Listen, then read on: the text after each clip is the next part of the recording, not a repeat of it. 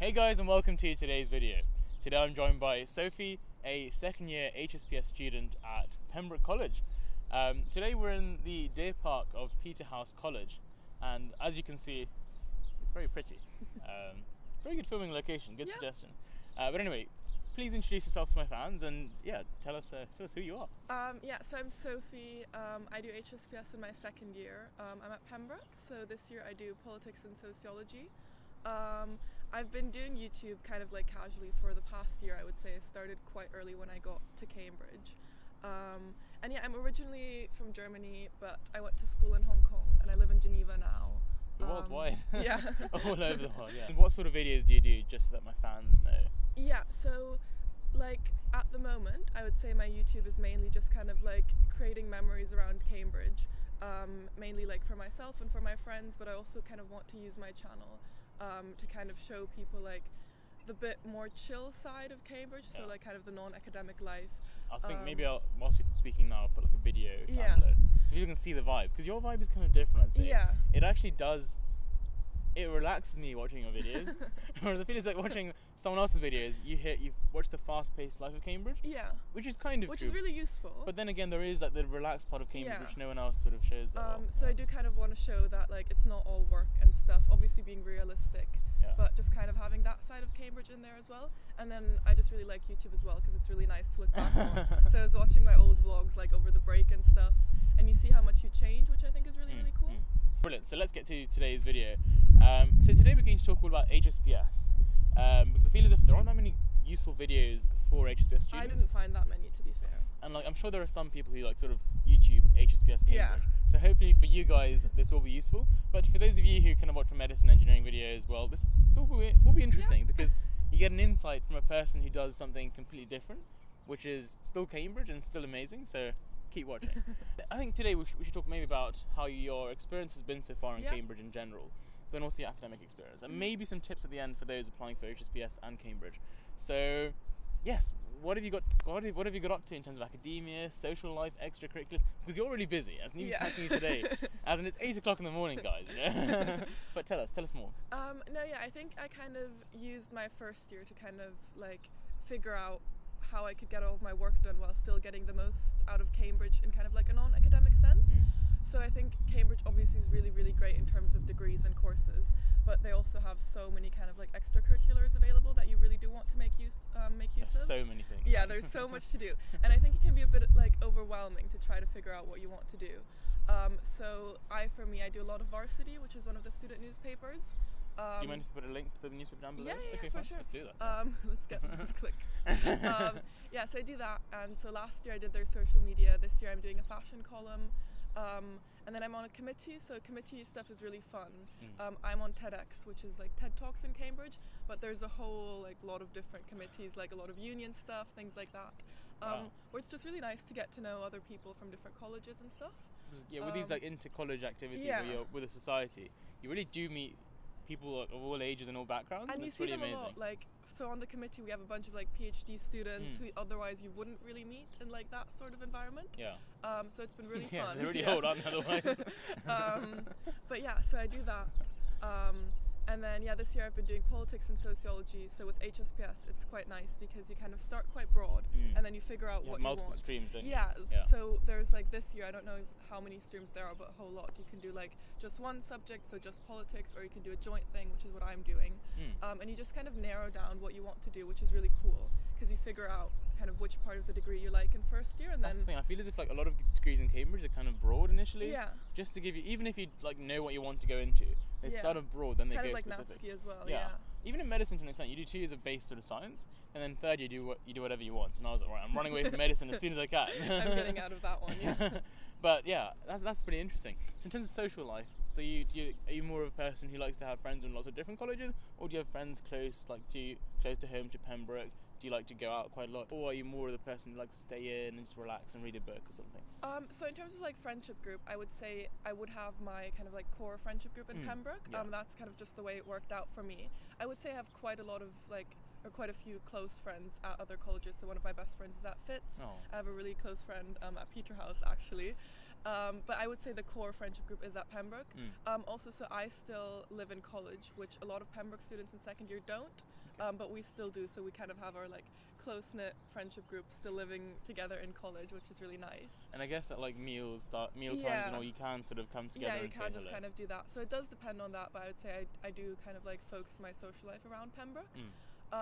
In terms of kind of like the going out, staying in thing, I would say it changed quite a bit over the terms. Okay. So like last year in Lent, for example, I did not go out a lot at all. I was very much just like holed up, like we would stay in. Whereas then kind of like in Easter term and now we've been going out a bit more. Yeah. I think it just really depends. Like for me, it's very much tied to like in the winter I got really, really sick, so I didn't go out a lot, which is just kind As of like... seasons change, yeah. your behaviour changes, yeah. No, it definitely does, and your mood changes. So I think I kind of like have a good balance. I'm not like... I'm not crazy on going out. But you like to go out once in a while. Yeah, I do like to go once in a while. Because I think in Cambridge, like, okay, when you say going out, it's not like clubbing only. No, yeah. There is so much to see there's so much to do. We're literally sitting next to the Fitzwilliam Museum, and it's like, okay, that's one of the nicest museums in the country for right next sure. to us. Or colleges, you can just go around and walk there, or even just walking down the roads of Cambridge. I feel as if it's very just... Yeah. It's like a weird feeling, because you know how many people have walked down these roads before, and how sort of, not just clever, but also how passionate and how just interesting these people must have been. I feel like you really kind of like Cambridge is the type of city where you see the history like in As the you buildings and as you walk through this. Yeah, and I'd say you can feel it to an extent as well. Yeah. It's also not just about academia at the end of the day. To make us people, we have to be, I don't know, all-rounded in terms of cultural stuff and all. And I do think Cambridge kind of encourages that a lot. At least I've had that experience that people don't just expect you to or want you to like literally just focus on your degree. But and they're happy to sort of help you do other stuff they're as happy well. to find like other stuff you can do. Yeah. And like whenever I've spoken to like a DOS or a supervisor about an extracurricular, they've been really interested and supportive. So I think it's a really good environment for that as well. Okay, brilliant. That was really interesting. Now let's move on a bit more to HSPS itself, because people know about medicine, and they're kind of about engineering, not much about HSPS. It's a rogue one. So what does it stand for? And maybe could you summarise what the degree aims you to sort of explore? Okay, let's see if I get it right. So it stands for Human, Social and Political Sciences. Got that one correct. Lovely. And yeah, so it starts out quite broad. It's kind of a mix between politics, sociology, psychology, social anthropology. Always mess that one up. And kind of like that mix. And I think it just, like a lot of Cambridge degrees, I wouldn't say this is just HSPS, but it tries to create a very well-rounded person. And what's nice about all of those kind of like subjects is they do all feed into each other. Okay, fine. So Cambridge doesn't really have like a straight politics degree, which I think is really nice because it kind of like does introduce you into like political understanding and things like that, but kind of having different viewpoints that feed into that. So you'd say as a professional you'll be a much better person at that because you can think in many different ways. I would say so. About one situation. Wow. And they really do encourage, obviously you do separate papers, so you'll do a politics paper and a sociology paper, but they encourage you to kind of like use what you've learned in one in the other. They say like literally, we had like pathology lectures and they said in the pharmacology papers, don't just write about drugs, mention pathology as well. And you can literally just, because you know it already, you kind of learn it. You can use it again. You just dump it in. Which is great. So yeah, I think it works like that. And for me it was really nice because so things like politics and things like psychology I hadn't really done in school. So I feel like when you start at university you think you'll be really interested in it, but you obviously won't know what the experience will be like. So it's been really nice to kind of know that I can try all of that out in the beginning and then see what works. So I think it's really nice because you're not too narrowed down in the beginning. And afterwards you can do anything from history, you can actually go into politics, you can become an MP, or you can, I don't know, go into law. It's a very, like, it prepares you in a very broad sense in that there's not a set career path, which obviously, you know, some people might want that. For me it's really nice because I know that I'm not limited in anything if I do HSPS. Okay, that's quite nice. So in terms of sort of what you've learned from like this year, last year about HSPS. So you mentioned that when you first started you weren't sure what the course was about. What interesting things have you learned so far in general about your, like maybe like an interesting fact or maybe interesting concept or maybe even about the course itself? So last year what I did, and this was probably one of my favorite things, so basically to give some background context, in school I was always quite sure that I wanted to study psychology, and then when I got to applying I kind of looked at the courses and realized it was all very sciencey and stuff like that, so I decided against doing straight psychology. But because Would that have been the PBS course if you'd done psychology? Okay. Yeah. So PBS is psychological and behavioral sciences. Thank you. And because HSPS is quite broad, I got to borrow kind of like a social psychology paper last year, which was probably one of my favorite things I did, because I just got to explore that side. And so we did a really cool module, for example, on stress and health. Wow. And kind of like how mental stress affects the body, and that's been so interesting. Like I've been kind of psychoanalyzing everyone around me, like with that module, because I feel like it is because you can sort of see a person, you're like, and it's very relevant, like in a university context, and also just looking back on my personal story, like in school, I just now find it really cool to have that like understanding. So that was really interesting. And then we did stuff like family development, so stuff like that with psychology I've just found really because psychology, like, it really does it's, you think it's like a really, like, okay, I personally wasn't a huge fan of psychology back during second year medicine, but now in third year I sort of appreciate it for how much of a huge effect it has on someone's life, as in how someone's brought up in their first few years of their life can literally dictate the rest of their life. It's kind of, when you study people, you notice a lot of weird but crazy things. And it's really interesting, like, for yourself as well, when you kind of like try to understand why you're acting the way you are. Yeah. Obviously you're not going to be able to like fully analyze yourself at all times. Like be one level above yourself. But it's just kind of cool to have that background. Yeah. So I really enjoyed doing that. And then we kind of did a lot of, like, in sociology, a lot of theory. So people like Marx and Durkheim and stuff like that. Or like as we were doing it, we were all kind of like, oh, how relevant is it really? Like, it feels quite abstract. We enjoy the more practical things.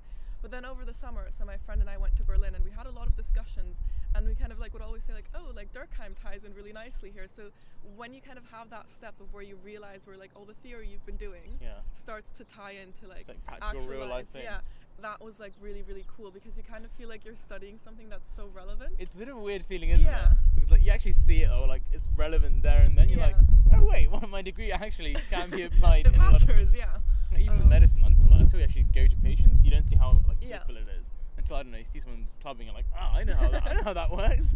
Anyway, brilliant. So moving on quite quickly, because I know we're kind of rushed for time today. Yeah. If you were to give a few tips for people applying for HSPS, in terms of maybe the reading they should do, in terms of how they should maybe sort of go about following their extracurricular interests to do with HSPS, what sort of tips would you give them? Your three main tips, if possible. Okay, so listen carefully, guys. These are very good tips, coming from the ideal HSPS.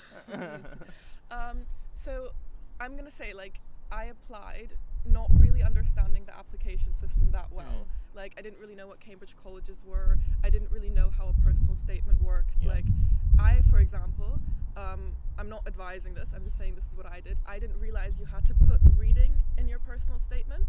So a lot of people afterwards told me about kind of the books they talked about in their personal statement and in their interview.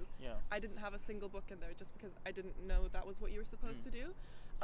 So I would say, if you come from that type of background, or just if you, I don't know, if you haven't done that much reading but you are really passionate about your subject, don't let that put you off. Right. Okay. So try and, like, there are a lot of application tips out there and things like that, and it is really useful, and like talking to teachers and like what you should put in. But if you're not completely sure on how to do it, don't worry. Yeah, because in the end, if you can demonstrate that you are really passionate about your subject, and that you're going to work really hard, and that you're just interested, and that you know that's what you want to do, I think that's the most important thing. They can see that, can't they, in the interview usually? Yeah, in the interview. And like, so in my personal statement, for example, I talked a lot. So when I grew up in Hong Kong, there was the Umbrella Revolution going on. So I talked about that, which is obviously not a very like theoretical and like academic thing. But you notice something around you, and you sort of question it. And you analyze it and stuff like that. So I think kind of find what connects you to your course, especially for HSPS, and show that you've just really, like, you're willing to think about things, and you're willing to go that step further, and stuff like that. I would say that's really important.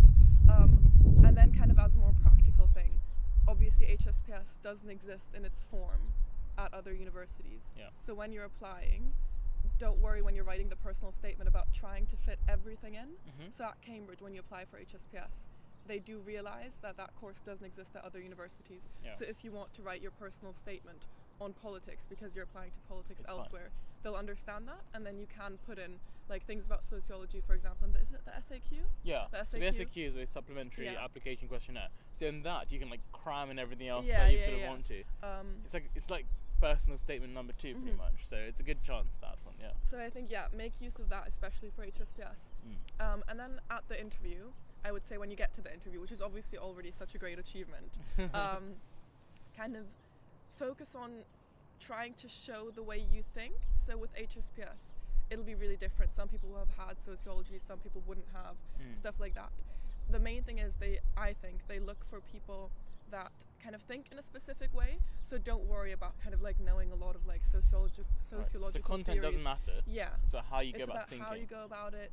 It's about how you address problems, and like the main thing is it's about how you approach things that you don't know. I would say they're not looking for someone who already knows everything about politics. Yeah. They're looking for someone, I would say, that's interested and that can approach things in the correct way, or in a useful way if they don't I'd say know it. in an open-minded way, would you say? Yeah, I think and then that's sort of quite analyze a the good term to put it. situation and see how they can, after seeing the situation, see how they can move on next. Yeah, maybe. Yeah. I would say that. And then How can they practice that though? So let's say like this it's a weird skill though, isn't it? Like being able to sort of. Yeah. So maybe could they speak to friends, have more discussions? So for example, my friend who also does HSPS with me, she would listen to a lot of like podcasts and a lot of kind of like political radio shows. So you hear other people's opinions and how they think. And talk to her family about it. And I think that's a really good way to approach it, is just to start being confident in just talking about your opinions, but also making sure that you're challenged and that you can back up your opinions. So I think like with an interview and stuff like that in HSPS, it's really important that you can make an argument and you're not afraid to say what you think, but you can back that up. Okay. So I think practicing that by like speaking to your parents, speaking to friends, speaking to teachers, like even just whilst driving somewhere with your parents, just have a chat with them and be like what they think. I remember like when I started prepping for my interview, one of my teachers said literally just like, even when you're walking, just pretend that you're like talking in your head and speaking to yourself until you're comfortable speaking to someone else. So yeah, just kind of like starting to get used to talking to someone so that you don't shy away from speaking your mind, I would say. Yeah, especially in the interview, they want to hear how you think, because at the end of the day, this place is a thinking place. Yeah. It's not sort of a memory / regurgitation sort of university. So if you can think and if you develop the way you think, you've got a good chance of getting on. I think it's really like a really good kind of like skill to learn is like to learn how to think out loud. Yeah. And how to like and how to kind of like voice your thought process. So that's especially important if you're being asked something where you don't know the answer to, is to be able to express how you're going to approach the problem, what your thought process is, things like that, because in the end that's what's useful. It's not useful to just give them the answer.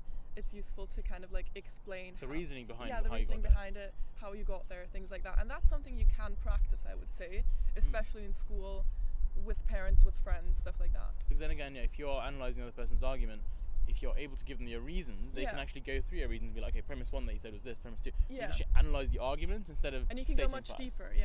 When you have a good conversation, it's quite fun as well. Okay, brilliant. So that was quite interesting actually. I want to keep this video kind of short as well. Yeah. But okay, this is really cool. I think we've got another video planned, like an MTV sort of cribs like thing. It's a secret, but it'll be out maybe in the next few weeks. Very exciting. But anyway, thank you so much once again for being on the channel. Thank you for having me. It's been really lovely. Hopefully you guys found it kind of insightful. I know it's been a lot of advice, but at the end of the day, if someone like this doesn't give you advice, then who does? I will once again link your channel down in the description below. So do go and watch them. Again, it's another insight into Cambridge, and I feel as if there are so many different perspectives on YouTube. If you have any questions about HSPS or comment below. Yes, comment below. Or I'll be happy to answer in the comments as well. Or message me on Instagram, and then I'll sort of ask you to respond or whatever. Anyway, thank you once again, and I'll see you soon in the next video. Bye bye, guys. Cool. High five. Lovely. Sweet.